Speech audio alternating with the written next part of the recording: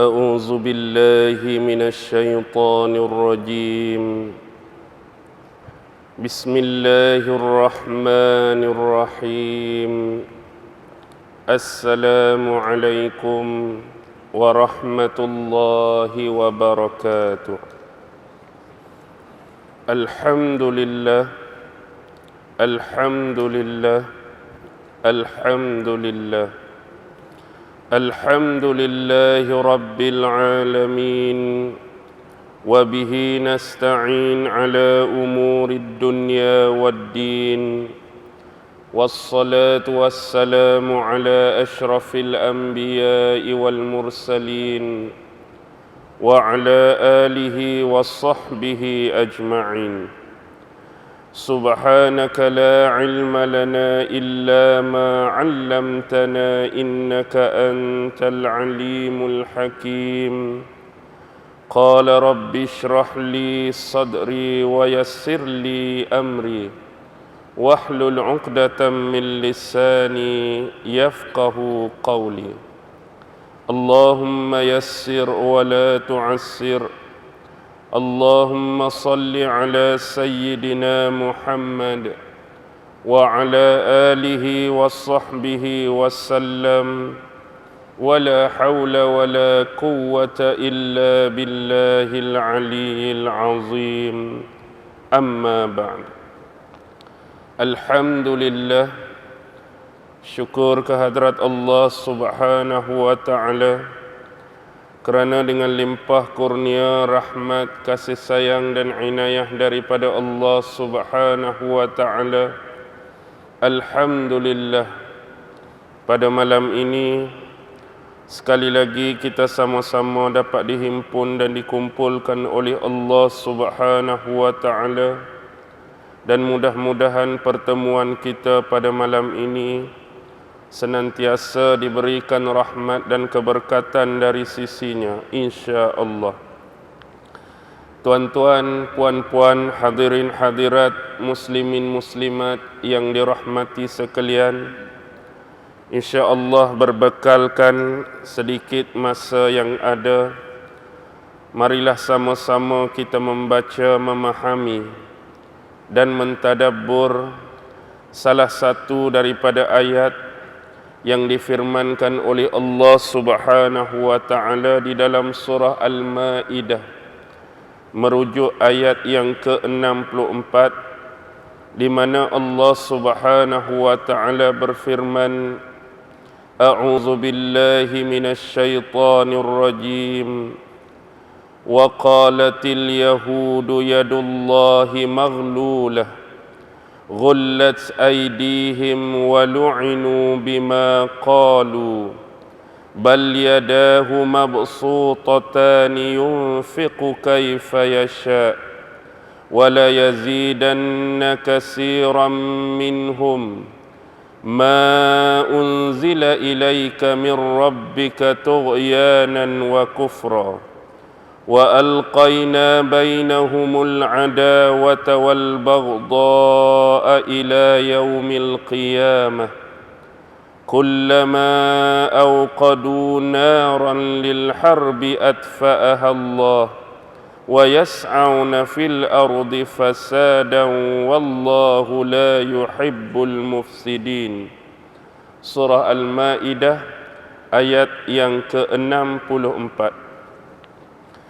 Sesungguhnya di dalam ayat ini Allah Subhanahu wa ta'ala telah menempelak golongan yang dimurkai oleh Allah Subhanahu wa ta'ala, yaitu golongan-golongan Yahudi yang kerana lisan-lisan dan lidah-lidah mereka terlalu celupar dan lancang dalam memperkatakan sesuatu yang tiada kena mengena dengan Allah Subhanahu wa ta'ala dan menisbahkan kepada Allah tentang suatu sifat yang tidak layak dipunyai oleh Allah Subhanahu wa ta'ala. Jadi apakah maksud sebenar berkenaan dengan ayat 64 surah Al-Ma'idah? Wa qalatil yahudu yadullahi maghlulah. Dan berkatalah orang-orang Yahudi, yadullahi maghlulah. Apa kata mereka orang-orang Yahudi? Yadullahi maghlulah bermaksud tangan Allah itu terikat, tangan Allah itu terbelenggu, tangan Allah itu tergenggam. Yang dimaksudkan oleh mereka ialah apa, tuan-tuan? Apabila kita merujuk tafsir-tafsir yang muktabar sebagai contoh, ada dua riwayat yang disebutkan oleh imam-imam yang besar.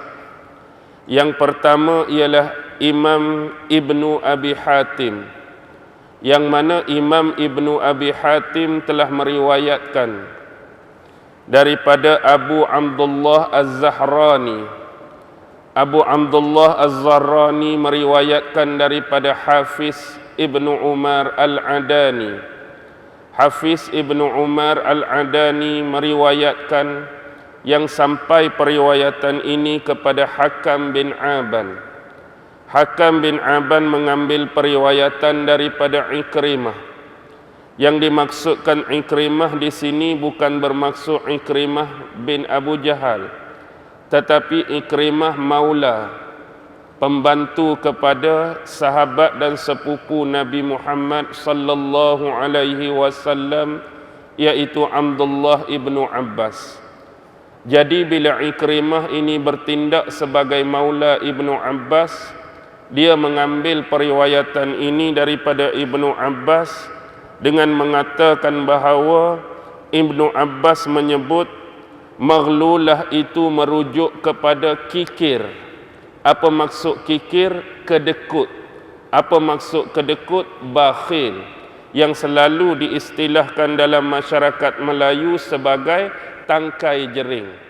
Jadi orang-orang Yahudi ini berkata, yadullahi maghlulah, tangan Allah ni terikat, tangan Allah ni tergenggam. Yang dimaksudkan oleh mereka, Allah tu kikir, Allah tu bakhil, Allah tu kedekut. Kenapa mereka berkata demikian? Ini riwayat yang pertama. Manakala riwayat yang kedua datang daripada Ali ibnu Abi Talhah, yang mana beliau meriwayatkan daripada Abdullah ibnu Abbas berkenaan dengan ayat yadullahi maghlulah ini, yang dimaksudkan oleh orang-orang Yahudi hanya dalam bentuk kiasan. Bukanlah orang-orang Yahudi memaksudkan tangan Allah itu benar-benar terikat, benar-benar tergari, benar-benar tergenggam.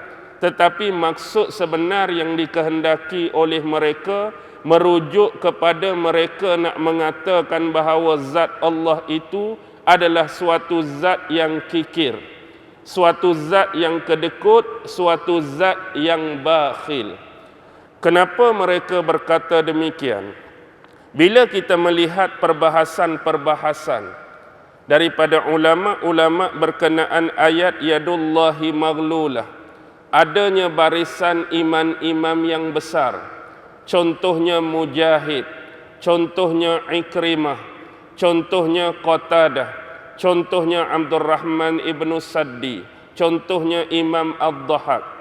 Masing-masing mengatakan makna bagi yadullahi maghlulah yang ingin dimaksudkan oleh orang-orang Yahudi merujuk kepada perkara yang sama.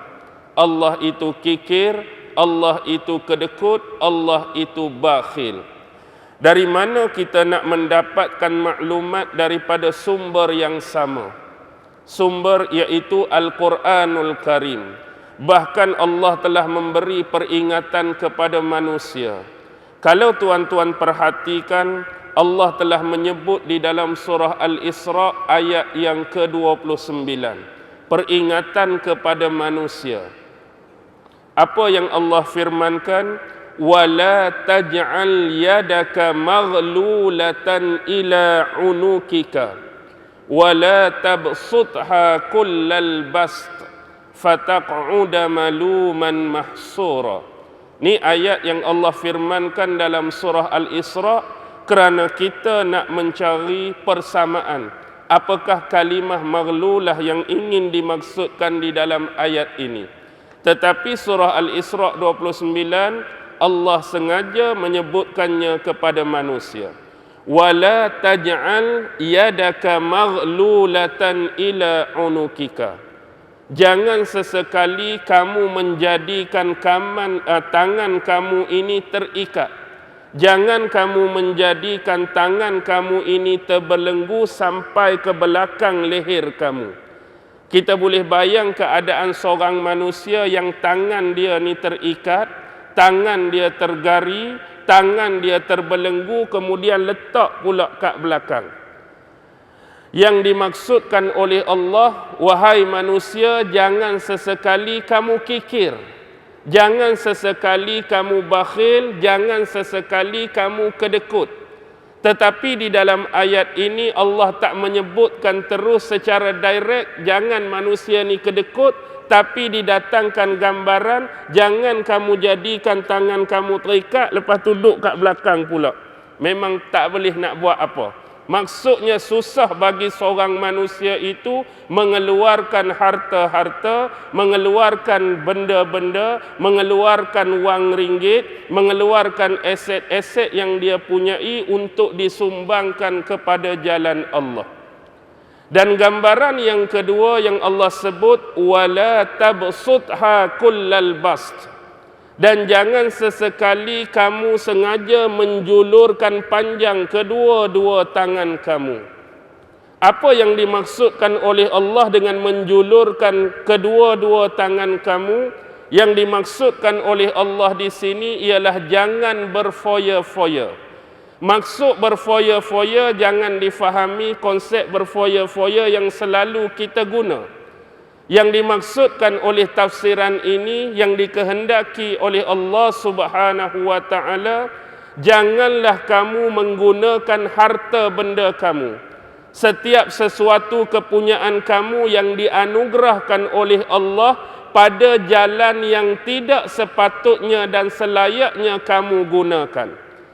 Lepas tu jumlah dia pula jangan terlampau banyak dan berlebih-lebihan. Jadi menerusi ayat ini Allah memberi peringatan kepada manusia dua perkara. Pertama, jangan terlalu kikir, jangan terlalu bakhil dengan nikmat dan anugerah yang Allah bagi. Yang kedua, jangan terlalu berlebih-lebihan dalam membelanjakan dan menggunakan nikmat dan anugerah yang Allah bagi sampai kamu terlebih menggunakan hal tersebut pada jalan yang tak sepatutnya. Dengan kata lain, jalan yang tidak diredai oleh Allah dan Rasul-Nya dan jalan yang tidak diredai oleh agama. Bila manusia melakukan dan membuat kedua-dua perkara tersebut, fataq'uda maluman mahsura, maka jadilah kamu golongan-golongan yang tercela dan golongan-golongan yang rugi di sisi Allah. Jadi ayat yang kita ambil ini kerana ada persamaannya pada ayat tadi, yadullahi maghlulah wala taj'al yadaka maghlulah juga. Jadi maghlulah sememangnya yang dimaksudkan di sini oleh orang-orang Yahudi, Allah tu kikir, Allah tu bakhil, Allah tu kedekut. Berkenaan dengan itu, kita kena melihat bagaimana ayat ini boleh diturunkan kepada Nabi Muhammad sallallahu alaihi wasallam.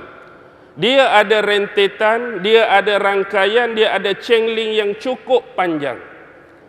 Ada seorang tabi'in yang besar. Tentu tuan-tuan pernah mendengar nama tabi'in ini, iaitu Sa'id bin Jubair. Sa'id bin Jubair meriwayatkan daripada Ibnu Abbas radhiyallahu taala anhuma, yang mana bila Allah Subhanahu wa taala menurunkan ayat, iaitu merujuk surah Al-Baqarah ayat 265. Apa yang difirmankan oleh Allah kepada Nabi Muhammad? Man zallazi yuqridullaha qardan hasana fayudha'ifahu lahu ad'afan katsirah. Allah Subhanahu wa taala menurunkan ayat ini kepada Nabi Muhammad. Man zallazi yuqridullaha qardan hasana. Barang siapa yang mempunyai kemahuan, keinginan untuk memberikan pinjaman kepada Allah, iaitu berupa pinjaman yang baik. Siapa yang nak bagi pinjam pada Allah? Siapa yang nak beri pinjam pada Allah berupa pinjaman yang baik, fayudha'ifahu lahu ad'afan katsirah, maka Allah Subhanahu wa taala akan melipat gandakan pembayarannya, iaitu Allah akan melipat gandakan pembalasannya dengan berkali-kali lipat gandaannya. Bila ayat ini turun kepada Nabi Muhammad sallallahu alaihi wasallam, maka berkatalah orang-orang Yahudi kepada Nabi Muhammad berkenaan dengan ayat ini. Wahai Muhammad, sesungguhnya Tuhanmu itu miskin. Sesungguhnya Tuhanmu itu miskin. Kerana apa? Kerana bagi mereka ayat ni merujuk siapa yang nak bagi pinjam pada Allah, maksudnya bila Allah tu nakkan pinjaman, Allah ni tak ada apa. Allah ni tak mempunyai apa-apa, sedangkan dia Tuhan yang maha berkuasa, dia Tuhan yang maha memberi segala-galanya, tiba-tiba menurunkan ayat kepada Nabi Muhammad, siapa yang nak bagi pinjaman kepada Allah, maksudnya dia peleceh Nabi, dia perli dan sindir Nabi, Tuhan kamu ni miskin sebab perlukan pinjaman daripada manusia. Jadi bila mereka berkata-kata demikian, maka Allah Subhanahu wa taala menurunkan ayat yang lain di dalam surah Ali Imran ayat 181. Laqad sami'allahu qaulal ladzina kafaru. Laqad sami'allahu qaulal ladzi, saya lupa. Ayat 181 seingat saya ayat tu. Okey. Laqad sami'allahu qaulal ladzina qalu innallaha faqirun wa nahnu aghniya. Sesungguhnya Allah Subhanahu wa taala mendengar perkataan-perkataan mereka yang telah mengatakan innallaha faqirun wa nahnu aghniya. Sesungguhnya Allah itu fakir, Allah itu miskin, Allah tu tak punya apa-apa, wa nahnu aghniya, dan kami pula orang-orang yang kaya. Celupak atau tak celupak perkataan macam ni? Memang perkataan yang celupar. Bila ayat yang pertama dalam bentuk pinjaman tadi diturunkan pada Nabi, mereka ejek Nabi. Tetapi ejekan mereka ini, perkataan mereka ini didengar oleh Allah dengan diturunkan ayat 181 tadi, dengan menegaskan Allah Subhanahu wa taala dengar kalimah-kalimah ni. Allah Subhanahu wa taala dengar perkataan-perkataan yang keluar daripada mulut dan lisan mereka, yang mana mereka mengatakan Allah ni fakir sedangkan diri mereka sendiri kaya. Dan kalau kita lihat perbahasan ini, hadis ini diriwayatkan oleh Imam Ibnu Murdawah dan Imam Ibnu Abi Hatim. Tetapi ada satu lagi riwayat lain yang lebih panjang. Kepada siapa sebenarnya ayat ini diturunkan, ada perbahasan dan khilaf daripada ulama. Yang pertama ialah Ikrimah maula kepada Ibnu Abbas, yang mana beliau mengambil periwayatan ini daripada gurunya Ibnu Abbas bahawa ayat ini sebenarnya turun kepada seorang lelaki Yahudi, yang mana dalam sejarah lelaki Yahudi ini bernama Fanhash. Satu hari, kisah dia secara ringkas, sahabat besar Nabi Sayyidina Abu Bakar As-Siddiq. Sayyidina Abu Bakar ni mengunjungi satu tempat yang dimiliki oleh orang-orang Yahudi yang disebut sebagai madras, ataupun ada nama lain Baitul Madaris. Madras ataupun Baitul Madaris ini ialah tempat orang-orang Yahudi belajar dan mengaji kitab mereka. Dia macam ada satu tempat khusus, satu tempat khas yang orang-orang Yahudi duduk dalam madras, duduk dalam Baitul Madaris ni belajar kitab Taurat mereka. Jadi satu hari Saidina Abu Bakar pi tempat tu. Bila dia masuk dalam tu, dia bertemu dengan seorang rahib. Yang mana rahib yang akan teman dia masuk dalam ni bernama Ash'as. Jadi Ash'as bawa dia masuk dan dia lihat di sana ramai orang-orang Yahudi. Jadi termasuklah yang dia nak jumpa iaitu Fanhash. Kerana sebelum ni dia dah dengar perkataan-perkataan Fanhash bahawa Allah ni miskin sedangkan mereka ni kaya. Jadi bila bertemu dengan Fanhash, seorang ulama besar mereka, rahib besar mereka, lalu Abu Bakar berkata kepada Fanhash, "Wahai Fanhash, demi Allah takutlah kamu kepada Allah dan masuklah kamu ke dalam Islam.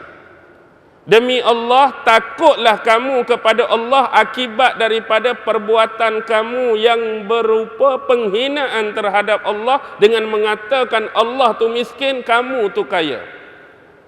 Dan Abu Bakar menyerukan kepada Fanhash supaya dia masuk Islam. Dan Abu Bakar menyambung perkataan dia, "Sesungguhnya kamu semua sememangnya telah mengetahui kebenaran bahawa Muhammad itu sebenarnya benar-benar adalah utusan Allah Subhanahu wa taala. Dia telah datang kepada kalian dengan membawa perkara yang hak, yang sebenar dari sisi Tuhannya. Dan ini kalian boleh ketahui dan kalian boleh dapati daripada kitab-kitab kalian iaitu Taurat dan juga Injil." Jadi bila Saidina Abu Bakar berkata demikian kepada Fanhash, lalu Fanhash membalas balik perkataan-perkataan Saidina Abu Bakar tadi. "Demi Allah, wahai Abu Bakar, sesungguhnya kami sesekali tidak pernah memerlukan kepada Allah kerana Allah tu miskin. Bahkan Allah lah yang berhajat kepada kami." Celupak ke tak celupak? "Demi Allah, wahai Abu Bakar, sesungguhnya kami sesekali tidak memerlukan Allah kerana Allah tu miskin. Sedangkan yang sebenarnya Allah lah yang berhajat kepada kami. Kami tidak pernah meminta-minta kepada Allah, tetapi dalam masa yang sama Allah lah yang meminta-minta kepada kami." Merujuk kepada Allah nak buat pinjaman tadi. Kami tak minta pun pada Allah, tapi Allah lah yang meminta-minta kepada kami kerana kami sememangnya tidak memerlukan kepadanya. Kalau benar Allah tidak memerlukan kepada kami dengan disebabkan kekayaan dia, kalau Allah tak perlu kepada kami sebab dia kaya, maka Allah tidak perlu meminta-minta pinjaman daripada kami sebagaimana yang didakwa ayat yang diturunkan kepada sahabatmu merujuk Nabi Muhammad sallallahu alaihi wasallam. Dalam masa yang sama, Allah jinilah yang telah melarangkan kalian daripada melakukan riba. Wahai Abu Bakar, Allah yang sama ni yang larang kalian daripada melakukan riba, tetapi Allah tidak melarang kami daripada melakukan riba. Allah dalam ayat yang lain telah mengharamkan riba, tetapi Allah yang sama tidak mengenakan riba ke atas kami. Maksudnya Allah kenakan riba sebab apa? Ayat yang di belakang tadi. Siapa yang bagi pinjaman kepada Allah dengan pinjaman yang baik, Allah akan bayar berlipat-lipat kali ganda. Allah nak pinjam, nanti dia nak bayar lipat. Dalam masa yang sama dia haramkan riba tu atas kalian, tapi bila dia nak bayar, dia kena bayar banyak. Faham tak? Bodoh tak bodoh ni? Inilah yang disebutkan oleh Fanhash kepada siapa? Kepada Abu Bakar. Abu Bakar terlampau nak marah dengan keceluparan lidah daripada Fanhash. Abu Bakar kita tahu seorang sahabat yang cukup tenang, cukup bersifat lemah lembut, lunak hati dia, tapi bila dengar perkataan-perkataan daripada Fanhash, si ulama Yahudi ni dia tak mampu tahan kesabaran dia. Celupak sangat, lalu terangkat tangan dia, dia pergi pam tampak atas muka Fanhash. Lalu Abu Bakar kata apa? Kalaulah tidak disebabkan adanya perjanjian di antara kami dengan kamu, nescaya hari ini pasti aku akan penggal leher kamu, wahai Fanhash. Kalau tak ada perjanjian yang telah Rasulullah sepakati dan buat dengan kamu ni, pasti leher kamu aku penggal hari ini. Dan untuk pengetahuan kamu juga, wahai Fanhash, hari ini kamu boleh dustai kami seberapa banyak yang kamu mahu sekalipun. Kalau kamu nak dustai kami, kamu boleh buat. Tetapi jangan sesekali kamu menghina Allah Subhanahu wa ta'ala. Lalu Abu Bakar meninggalkan Fanhash dan golongan tersebut. Lalu bila Fanhash ni kena tapak, dia pun pergi report dekat Nabi lah. Lalu dia pergi bertemu dengan Nabi Muhammad sallallahu alaihi wasallam akibat kelakuan sahabat dia Abu Bakar. Dia nak pergi report dekat Nabi, dia kena tampak. Lalu dia bertemu dengan Rasulullah, wahai Muhammad, sesungguhnya sahabatmu telah berlaku kurang ajar, biadab denganku, sehingga dia menampar mukaku. Dia tunjuklah kesan dia kena tampak tu. Lalu untuk memastikan hal tersebut, Rasulullah panggil Abu Bakar. Wahai Abu Bakar, apa sebenarnya yang telah berlaku dan terjadi? Betul ke tindakan kamu sehingga kamu telah menampar muka Fanhash? Benar, wahai Rasulullah. Kenapa boleh terjadi sampai demikian? Jadi tak payahlah cerita panjang. Apa yang berlaku tadi diceritakan oleh Sayyidina Abu Bakar kepada Rasulullah. Jadi bila Sayyidina Abu Bakar cerita, sebab dia kena penampak tu adalah keceluparan dia, biasalah orang Yahudi. Aku tak pernah pun kata macam tu. Dia menafikan. Dia kata dia tak kata. Kalau hang tak kata, tak ada siapa pun nak tampak muka hang. Tapi sebab dia dah terlajak, dia dah kata. Jadi disebabkan perkataan ini, maka diturunkanlah ayat 181 tadi, laqad sami'allahu qaulal ladzi naqalu innallaha faqirun wa nahnu aghniya. Jadi hadis yang panjang tadi diriwayatkan oleh Al-Imam Ibnu Abi Hatim. Dan ada satu lagi riwayat yang kedua berkenaan dengan kenapa ayat ni turun pada Nabi Muhammad sallallahu alaihi wasallam. Satu riwayat daripada Imam Muhammad Ibnu Ishaq, seorang sejarawan yang cukup terkenal dan terkemuka dalam dunia akademik Islam. Beliau telah mengatakan, telah menceritakan kepadaku Muhammad bin Abu Muhammad daripada Sa'id Ibnu Jubair ataupun Ikrimah, yang periwayatan ini sampai juga kepada Sayyidina Abdullah Ibnu Abbas. Yang dalam konteks ini, Sayyidina Abdullah Ibnu Abbas mengatakan ayat ni turun kepada seorang Yahudi lain. Maksudnya, lawan bagi pendapat yang pertama, kata ayat ni turun pada Fanhash. Jadi Yahudi lain tu diberi nama Syas bin Qais. Siapakah Syas bin Qais ni? Syas bin Qais ni bila turun ayat yang terdahulu kepada Rasulullah, dia mengatakan, wahai Muhammad, sesungguhnya Tuhanmu itu fakir. Tuhanmu itu kikir. Fakir lagi, kikir lagi. Jadi siapa dia Syas bin Qais ni? Dalam sejarah, Syas bin Qais ni adalah salah seorang lelaki Yahudi tua.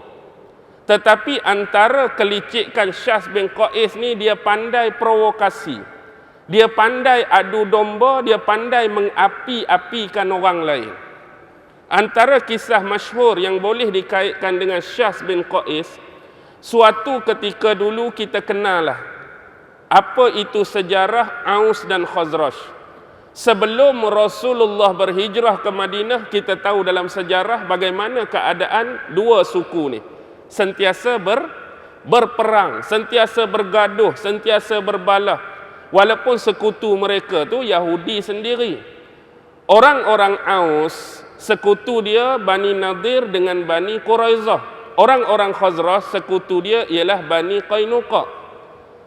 Dan keadaan ini berlarutan. Mereka berhenti perang kali terakhir pun 5 tahun sebelum Nabi hijrah. 5 tahun sebelum Nabi hijrah, tu kali terakhir mereka berhenti perang. Sebelum tu tak pernah berhenti perang. Jadi bila Rasulullah datang secara umum, perkara yang paling besar selain bina masjid ialah dalam sejarah Rasulullah mempersaudarakan Muhajirin dan Ansar.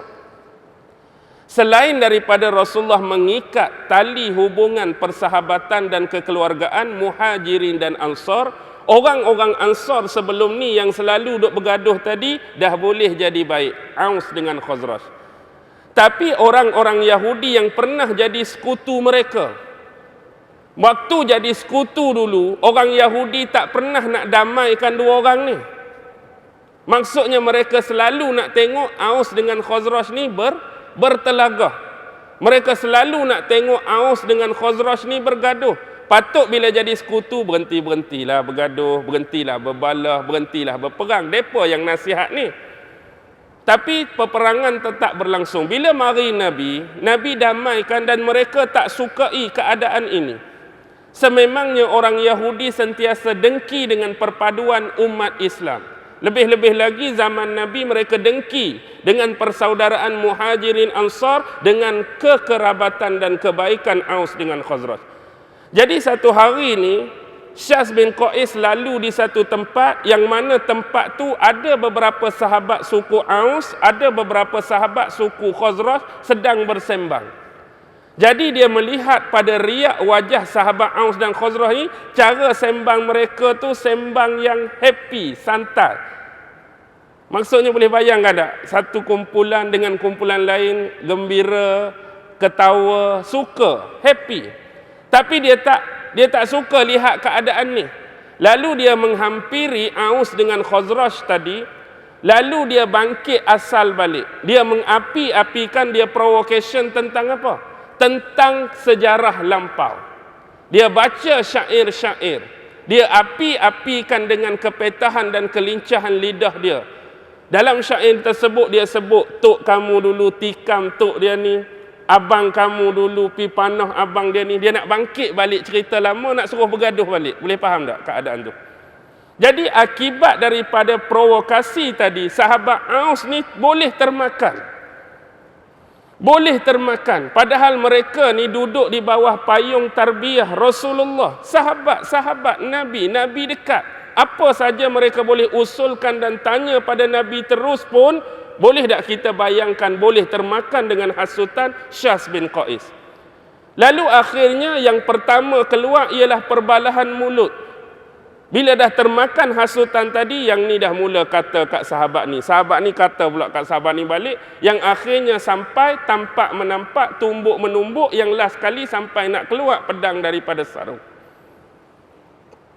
Jadi salah seorang sahabat dengan pantas dan cepat bagi tahu report dekat Rasulullah apa yang sedang berlaku, takut mengundang keburukan yang lebih besar. Jadi nasib baik Rasulullah datang cepat-cepat meredakan mereka. Dengan secara ringkasnya Rasulullah memperingatkan balik apa yang dilalui oleh kamu itu adalah perkara yang berlaku pada zaman jahiliyah. Kenapa kamu nak mengulangi semula perbuatan-perbuatan kamu pada zaman jahiliyah, sedangkan Allah telah memuliakan kamu sekarang dengan nikmat Islam, nikmat persaudaraan, nikmat kekerabatan, nikmat kedekatan. Jadi masing-masing berasa insaf, masing-masing lempak dan letak pedang lalu berpelukan di antara satu dengan yang lain. Perkara penting dan moral yang boleh kita dapat kisah daripada Syas bin Qais ni, nak gambarkan bayangan manusia-manusia yang dikenali sebagai sahabat yang hampir dan dekat dengan Nabi pun boleh terhasut dan termakan dengan provokasi musuh. Apatah lagi kita umat Islam hari ini dah berapa ribu tahun Nabi tinggal? 1400 tahun lebih Nabi tinggal kita. Orang yang dah jauh dengan Rasulullah.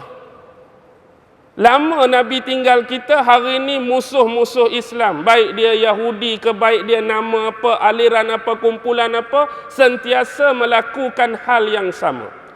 Apa yang musuh Islam buat kerana kedengkian mereka kepada perpaduan kita, kerana tak mau tengok kita bersatu, tak mau tengok kita berbaik-baik, tak mau tengok kita berpadu-padu, akhirnya mereka sentiasa melancarkan adu domba, serangan dan provokasi. Mengapi-apikan. Dalam sejarah mana-mana pun, biasanya yang jadi macam ni ialah kelibat orang yang ketiga. Orang pertama dengan kedua tak ada masalah. Tapi mari orang ketiga cucuk hak ni. Mari orang ketiga cucuk hak ni. Mari orang ketiga berapi hak ni. Mari orang ketiga hasut hak ni. Mari orang ketiga provokasi yang akhirnya bergaduh. Dan dalam sejarah peperangan, pergaduhan, pertelingkahan, caci mencaci, benci mempeci adalah hasil daripada usaha musuh-musuh Islam. Tak terkecuali kita kena sedar diri. Kita tak boleh nafi adanya unsur-unsur internal. Sebab kadang-kadang musuh pun duk mengejek juga. Kalau jadi apa-apa, asyik salahkan kami. Kalau jadi apa-apa, dengan disebabkan kami. Hak tu kita tak nafi. Hak eksternal luaran tu ada unsur tu. Tapi kita kena ingat, kita ni kena tawaduk, kita kena rendah diri, kita kena sedar bahawa adanya juga unsur-unsur internal dan dalaman. Kita sendiri kadang-kadang bertindak taksub dan melampaui batas. Sehingga terjadilah perselisihan, pertelingkahan. Dengan perkara yang paling besar, sentiasa berlaku, kita nak angkat, kita nak up, kita nak junjung, kitalah yang paling benar, orang lain semua salah. Kitalah yang paling betul, akulah yang paling benar, akulah yang paling tu, orang lain semua salah. Orang hak kita tuduh salah, dia pun punya semangat yang sama. Mana boleh kami paling betul, hang yang salah. Internal kita kadang-kadang pun tak berapa nak betul. Kita bergaduh disebabkan perselisihan ini. Kita jarang nak duduk satu meja cari satu kesepakatan. Kesepakatan pada fikrah, kesepakatan pada pandangan, kesepakatan pada pendapat. Tetapi kita lebih suka memilih mencari-cari kesalahan. Mencari-cari kesalahan tak akan pernah menyelesaikan masalah. Sebab apa? Yang kita nak cari salah. Cari salah ni tuan-tuan, kalau betul nak cari salah, tak payah. Cari je mesti jumpa, sama ada kesalahan tu kecil atau besar. Kalau niat memang nak cari salah, akan jumpa kalau nak cari salah.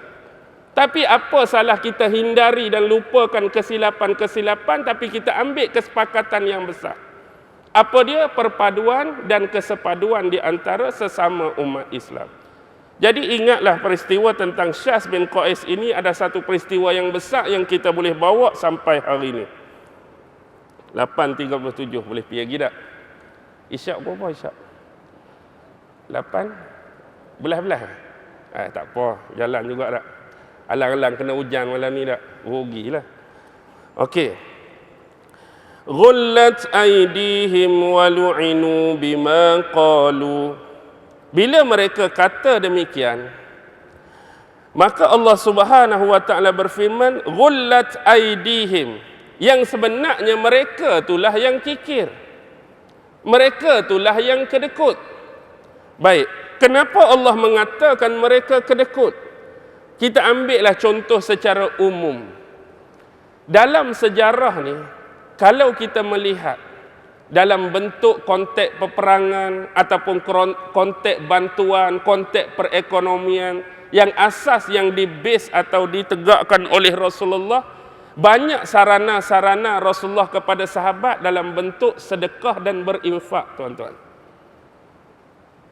Dalam bentuk sedekah dan berinfak.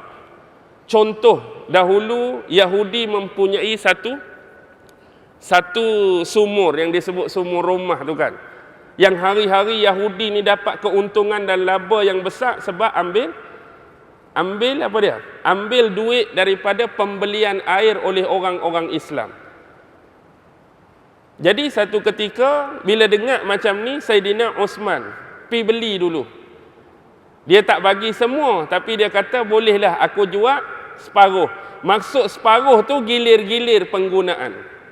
Maksudnya macam mana? Telaga ni hari ni orang Islam guna, esok orang Yahudi guna. Islam guna, Yahudi guna. Tapi time Islam guna tu, Saidina Osman kata, hari ni ambillah air sebanyak-banyaknya sampai bila tiba giliran Yahudi esok, tak ada siapa pun yang patut beli air dengan dia. Jadi orang Islam tu dia ambil air banyak-banyak dan sediakan lebihan. Bila esok Yahudi, siapa nak beli air, mari-mari, laku ke tak laku lagi? Tak laku dah. Bila tak laku, jam dah. Bila jam dah sekali, kawan tu mai sekali lagi. Tak ada pedah dah kamu nak berniaga sebab orang Islam dah ada sumber air. Jadi dia pun menyesal lah sekali hang jual semua lah. Lalu dibeli oleh Saidina Osman semua sekali. Ni bentuk-bentuk infak. Ni bentuk-bentuk sedekah yang dilakukan oleh sahabat. Dalam banyak-banyak peperangan pun Rasulullah menyarankan dua benda ni, sedekah, infak. Sedekah, infak. Ada sahabat yang bagi unta untuk tujuan peperangan, ada sahabat yang bagi senjata, ada sahabat yang bagi kuda, ada sahabat yang bagi makanan. Kalau kita ingat satu peristiwa ketika mana dalam masjid Rasulullah minta sahabat ni berinfak untuk satu peperangan. Lalu ada seorang sahabat ni dia tak punya apa. Yang dia ada sebelah daripada buah tamar je. Buah tamar tu sebiji, sekerat tu dia makan dah. Tapi bila Rasulullah umumkan nak minta sedekah, nak minta infak ni, dia kata, wahai Rasulullah, aku tak ada apa sungguh, tapi yang aku ada cuma apa? Sebelah tamar ni. Sebelah tu aku makan dah. Boleh dah aku nak bagi infak juga? Rasulullah kata, persilakan, go on. Maksudnya Rasulullah mengalu-alukan. Walaupun di sisi kita hari ni, biar betul malu kat orang lah. Kurang-kurang satu kotak. Ni nak bagi pula bekas hang makan. Boleh tak? Maksudnya Allah tak akan mempersia-siakan. Sesekali Allah tak mempersia-siakan. Jadi mereka ni, orang-orang Yahudi, mereka tak buat benda-benda macam ni. Jadi itu sebab Allah kata mereka lah yang sebenarnya kedekut. Mereka yang kedekut sebenarnya, bukan Allah. Walu'inu bima qalu, dan Allah melaknat mereka atas perkataan-perkataan yang pernah mereka ucapkan. Allah balas balik yang sebenarnya mereka tu yang kikir, mereka tu yang bakhil, dan Allah akan laknat perbuatan mereka atas perkataan-perkataan mereka yang sebelum ini terlampau lancang dan celupar terhadap Allah. Bal yadahu mabsutatani, tidak sama sekali. Bahkan kedua-dua tangan kekuasaan Allah sentiasa terbuka. Yunfiku kaifa yasha. Dan Allah menafkahkan dan berinfak sebagaimana yang Allah kehendaki. Jadi penegasan daripada Allah, kedua-dua tangan kekuasaan Allah itu sentiasa terbuka. Dan Allah ini mempunyai kehendak bagaimana dia nak menginfakkan sesuai dengan keinginan dia.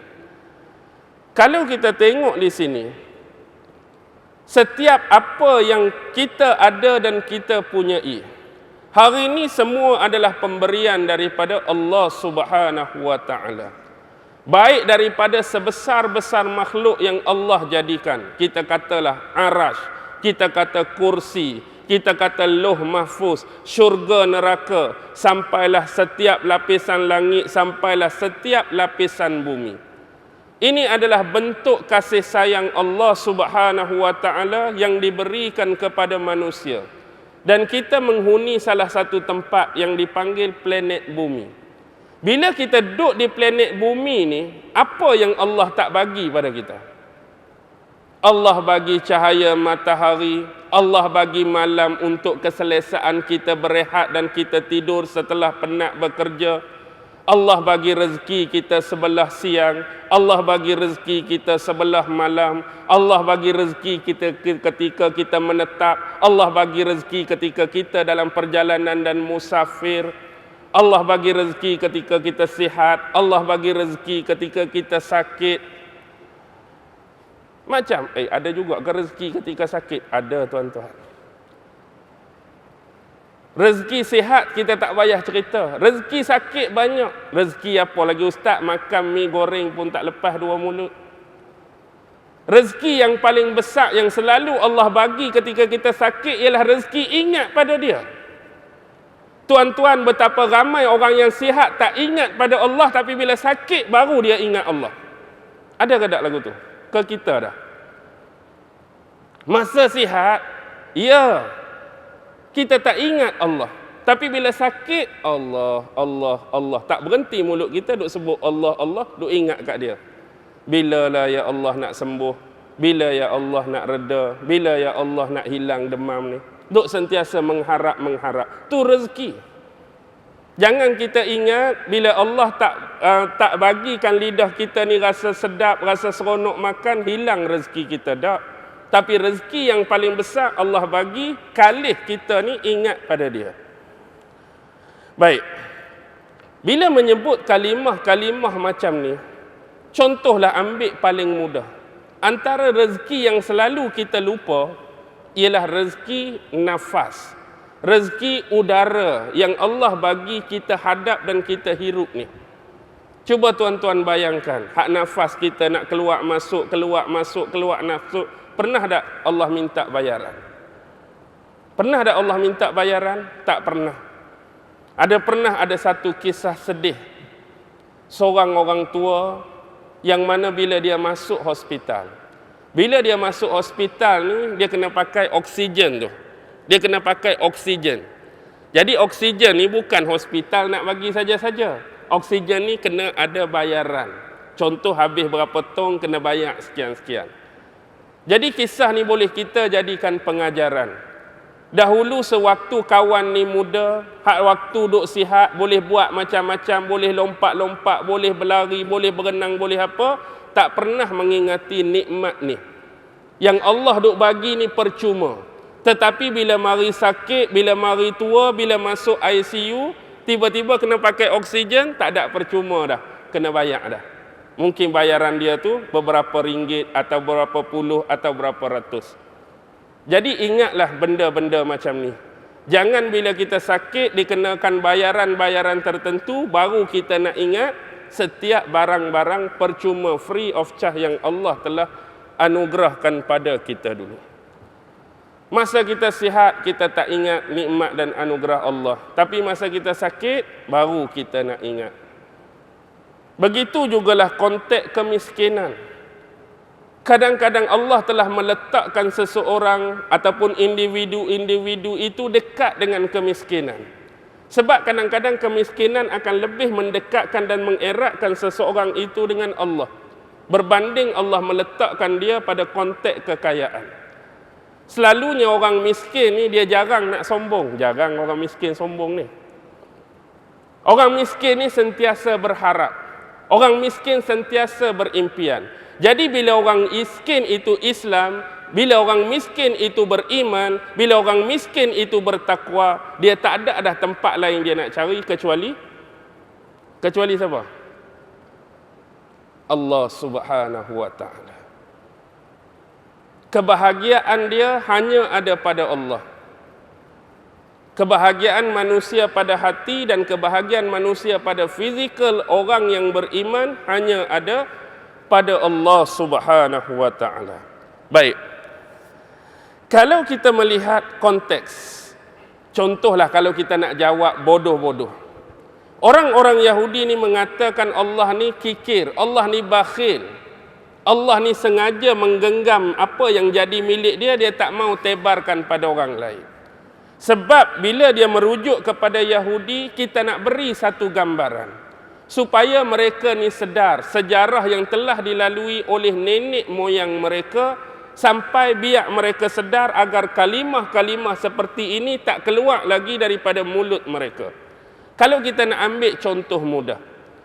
Siapakah zat yang paling tinggi dan zat yang paling besar yang telah menyelamatkan nenek moyang kamu sehingga mengeluarkan mereka daripada penindasan dan kezaliman Fir'aun dulu? Siapa? Kalau bukan Allah Subhanahu wa taala.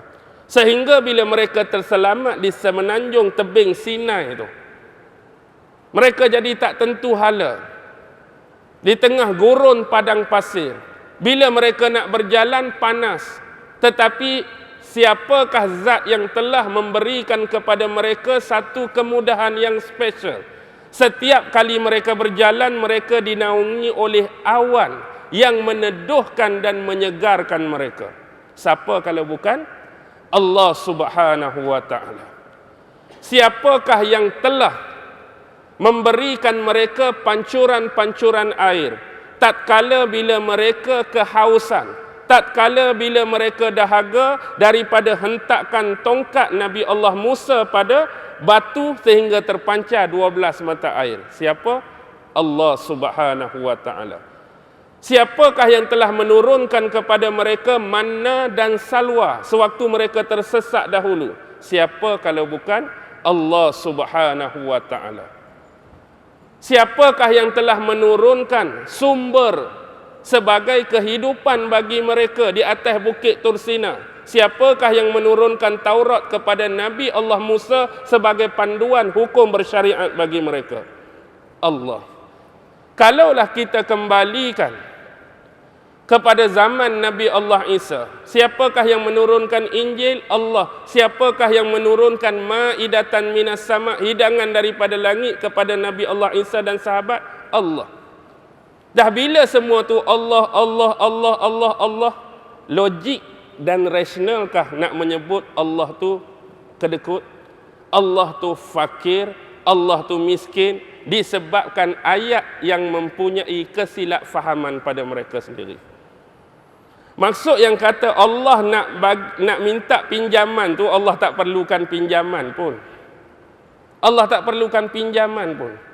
Maksud yang Allah nak di sini ialah supaya manusia menggunakan anugerah, menggunakan nikmat, sama ada dari sudut harta dia, aset dia, wang ringgit dia, akal dia, tenaga dia, ilmu dia pada jalan Allah.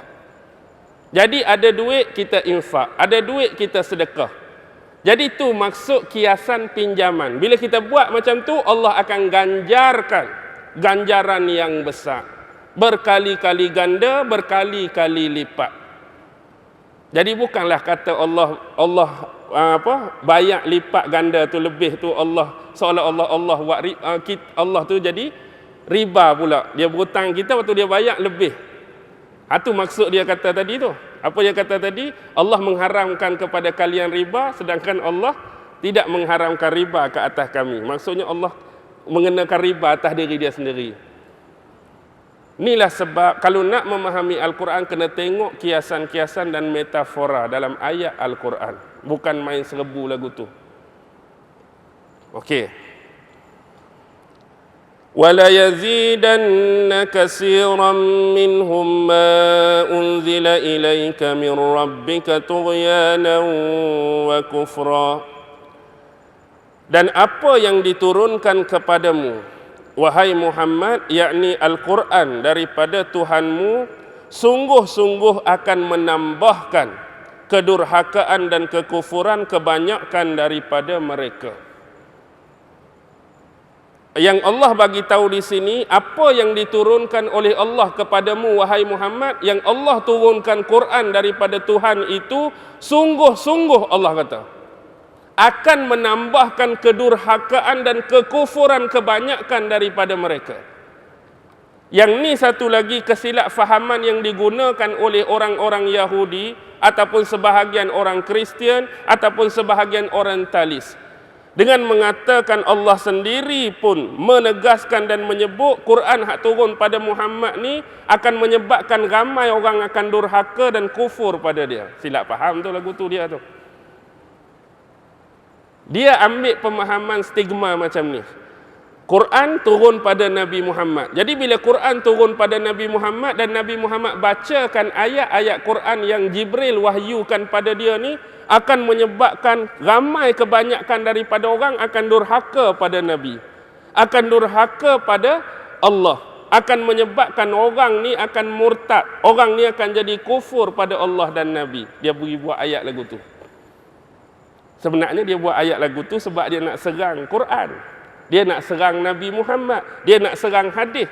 Ni pun Allah dah bagi tahu dah. Turun saja Quran ni, ramai orang akan durhaka pada Nabi, ramai orang akan kufur. Sebenarnya bukan lagu tu. Yang nak habaq di sini kena kait dengan ayat sebelum ni. Allah duk bincang pasal siapa? Bincang pasal Yahudi. Yang jadi kebanyakan daripada mereka bila turun Quran pada Nabi akan durhaka dan akan kufur ialah bukan orang Islam, tapi siapa? Yahudi itulah. Jadi dia nak palitkan benda ni untuk cari kesalahan dalam Islam, tapi dia tak sedar yang ayat ni sebenarnya ditujukan pada mereka. Orang-orang Islam yang beriman kepada Allah, beriman kepada Rasul, beriman kepada Al-Quran yang diturunkan oleh Allah, tidak sesekali akan pernah melakukan pendurhakaan dan kekufuran pada Allah dan Rasulnya. Dalam surah Al-Isra ayat 82, tegas Allah menyebutkan wa nunazzilu minal Qur'ani ma huwa shifaa'un wa rahmatun lil mu'minin. Dan sesungguhnya kami menurunkan Al-Quran ma huwa shifaa'un, sebagai penawar, sebagai penyembuh, wa rahmatun lil mu'minin, dan rahmat bagi orang-orang yang beriman. Wala yaziziz zalimina illa khasara. Dan tiadalah yang menjadikan Al-Quran ini bagi orang-orang yang menzalimi diri mereka kecuali semata-mata penyesalan di akhirat nanti. Boleh faham tak maksud dia tu? Jangan tersilap. Kenapa mereka menjadikan kedurhakaan dan kekufuran? Kerana kebanyakan ayat-ayat Al-Quran yang turun pada Nabi Muhammad memecahkan penipuan dan tembelang-tembelang mereka.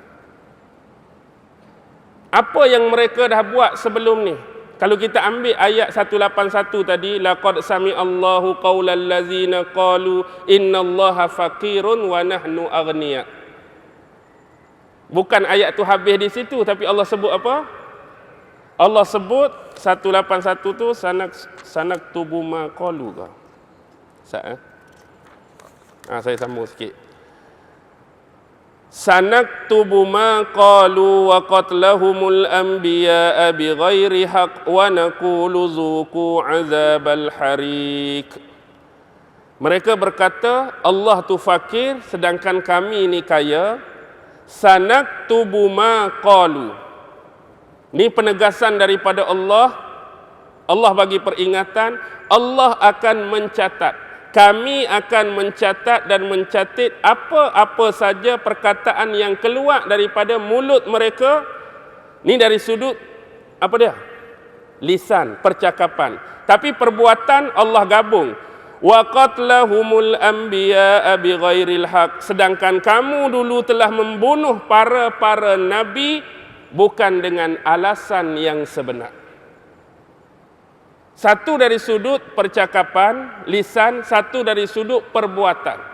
Lisan kamu kata macam-macam pada Allah, dan perbuatan kamu telah membunuh utusan-utusan Allah yang namanya nabi-nabi dan rasul-rasul bukan dengan alasan yang sebenar. Wa naqulu zuqu azal bahari, dan kami mengatakan zuqu, rasalah olehmu azab yang memedihkan kelak.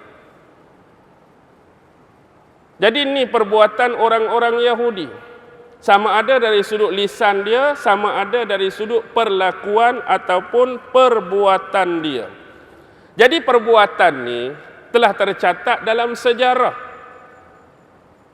Tak ada siapa boleh menipu sejarah. Dan bila perbuatan-perbuatan mereka sebelum ini dirakamkan kembali oleh Allah menerusi penurunan wahyu melalui malaikat Jibril kepada Nabi Muhammad, banyaklah rahsia-rahsia, tembelang-tembelang mereka pecah. Sebab tu yang mereka duk jadi durhaka, mereka duk jadi kufur tu. Selalu menafikan dan menidakkan Muhammad ni bukan Nabi, Muhammad ni bukan Rasul, Muhammad ni dia tuduh macam-macam. Itu stigma biasa. Okey. Sebab masa tak banyak, kita percepat. Wa alqaina bainahumul adawata wal baghdha'a ila yaumil qiyamah. Dan kami akan timpakan di antara mereka al-adawah, permusuhan, wal baghdha', dan juga kebencian, ila yaumil qiyamah, sampai hari kiamat. Allah akan timpakan ke atas mereka permusuhan dan kebencian sampai hari kiamat. Maksudnya ada 3 benda besar yang selalu melingkari kehidupan orang-orang Yahudi, khususnya yang disebutkan oleh Allah. Pertama, mereka sendiri kikir. Yang kedua, kedengkian yang amat besar dan teramat sangat. Yang ketiga, kelicikan. Kikir, kemudian dengki, kemudian licik. Itu antara sifat yang selalu ditebarkan oleh Allah dalam mana-mana ayat negatif tentang orang-orang Yahudi. Dan juga dimaksudkan beberapa tafsiran ulama ditimpakan ke atas mereka permusuhan dan kebencian sampai hari kiamat ni, bukan sahaja mereka ni bermusuh dan benci dengan orang Islam, tapi Allah timpakan internal mereka. Sama macam yang saya sebutkan apa yang juga berlaku kepada orang Islam. Maksudnya dalam Yahudi sendiri ada firqah-firqah, ada mazhab-mazhab, ada aliran-aliran, ada kumpulan-kumpulan. Yang semua ni mereka bukan sepakat atas satu benda. Maksudnya mazhab ni tuduh mazhab ni, kumpulan ni duk cela kumpulan ni duk sindik kumpulan ni, sama mereka pun tak boleh bersatu. Sebab tu kita boleh faham keumuman hadis yang Nabi sebut, Yahudi berpecah 71, Kristian 72, Islam 73. Jadi ini melibatkan eksternal dan juga internal dalaman Yahudi itu sendiri sampai hari kiamat.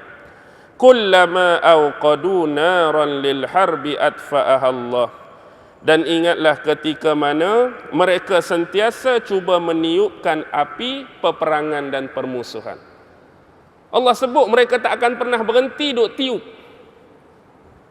Bukanlah maksud tiup tu dia hari ni dia duk fu dak. Meniupkan tu duk kerik lah, duk kerik macam-macam agenda, macam-macam perancangan, macam-macam konspirasi untuk menimbulkan peperangan dan permusuhan. Atfa'ah Allah, tetapi Allah sentiasa memadamkan perancangan mereka.